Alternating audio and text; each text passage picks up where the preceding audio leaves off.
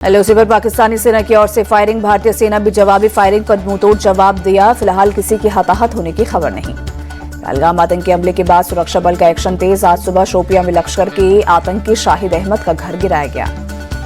आतंकी शाहिद अहमद शोपियां में 2022 से सक्रिय था। पिछले 24 घंटे में 5 आतंकवादियों के घर जमींदोज किए गए। लश्कर का आतंकवादी एहसान अहमद शेख 2023 से घाटी में एक्टिव था। एहसान शेख पर पहलगाम से पहले भी कई आतंकी गतिविधियों में शामिल होने का आरोप है। पुलवामा में लश्कर के आतंकवादी हारिस अहमद का घर भी गिराया गया। काचीपुरा इलाके में हारिस अहमद के घर पर किया गया ब्लास्ट। जम्मू कश्मीर में आतंकवादियों के खिलाफ सुरक्षा बलों की बड़ी कार्रवाई। कुलगाम के ठोकेरपोरा इलाके में आतंकवादियों के 2 मददगारों को पकड़ा गया।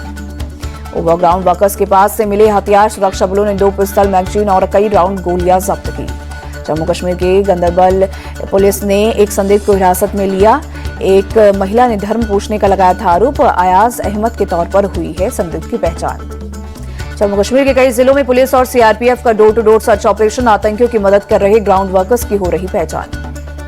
पहलगाम हमले के बाद जम्मू कश्मीर में सुरक्षा सख्त। राजौरी में सुरक्षा बलों ने नाकाबंदी कर गाड़ियों की चेकिंग की। सेना ने जम्मू में सभी अस्पतालों को अलर्ट पर रखने का दिया निर्देश। कर्मचारियों को अनावश्यक छुट्टियां नहीं लेने की दी सलाह। पंजाब के अजनाला में भारत पाकिस्तान बॉर्डर पर हथियारों का बड़ा जखीरा मिला। बीएसएफ और पुलिस के ज्वाइंट ऑपरेशन में हैंड ग्रेनेड, पिस्तौल, मैगजीन और आरटीएक्स बरामद। अहमदाबाद में अवैध रूप से रह रहे विदेशी प्रवासियों के खिलाफ एक्शन। क्राइम ब्रांच कई जगहों पर चलाया तलाशी अभियान। 400 से ज्यादा संदिग्ध प्रवासियों को हिरासत में लिया। सूरत में बांग्लादेशी घुसपैठियों के खिलाफ पुलिस का बड़ा एक्शन। 100 से ज्यादा अवैध घुसपैठियों को गिरफ्तार किया। महिलाएं और बच्चे भी शामिल। पहलगाम आतंकी हमले पर केंद्रीय मंत्री पीयूष गोयल का बड़ा बयान। जैसे नक्सलवाद को किया खत्म, वैसे ही आतंकवाद को भी कुचलेंगे। पहलगाम आतंकी हमले पर बोले केंद्रीय मंत्री ज्योतिरादित्य सिंधिया, जिन लोगों ने भारत की आत्मा पर आक्रमण करने की कोशिश की है वो भूल गए हैं कि ये भारत माता है। ज्योतिरादित्य सिंधिया ने कहा, मासूम लोगों की जो निर्मम हत्या की गई उसका जवाब भारत देगा।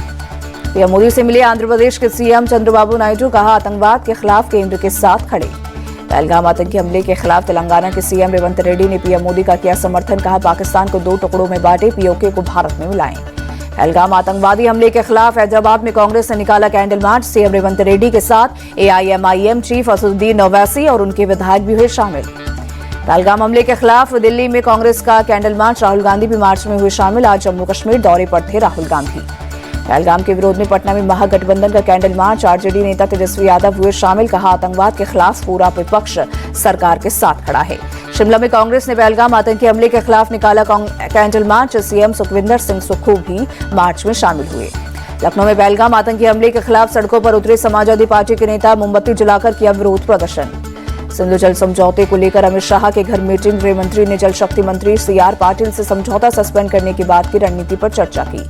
सूत्रों के मुताबिक अमित शाह ने जल शक्ति मंत्री को पानी रोकने की हर तरीके पर तुरंत काम शुरू करने का कहा। शॉर्ट टर्म और लॉन्ग टर्म रणनीति पर भी चर्चा हुई।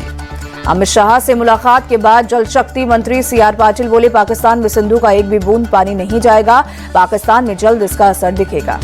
पाकिस्तान पर कड़े एक्शन के समर्थन में जम्मू कश्मीर की सरकार। सीएम उमर अब्दुल्ला बोले, सिंधु जल समझौता हमेशा से पक्षपाती था, हम शुरू से इसके खिलाफ हैं। पहलगाम हमले को लेकर पूरी दुनिया भारत के साथ। ब्रिटेन के प्रधानमंत्री केयर स्टारमर ने पीएम मोदी से फोन पर बात की। कहा, दुख की इस घड़ी में ब्रिटेन भारत के साथ। अमेरिकी राष्ट्रपति डोनाल्ड ट्रंप ने पहलगाम आतंकवादी हमले की निंदा की। कहा, भारत पाकिस्तान के बीच हमेशा तनाव रहा है, उम्मीद है कि वो इसे सुलझा लेंगे।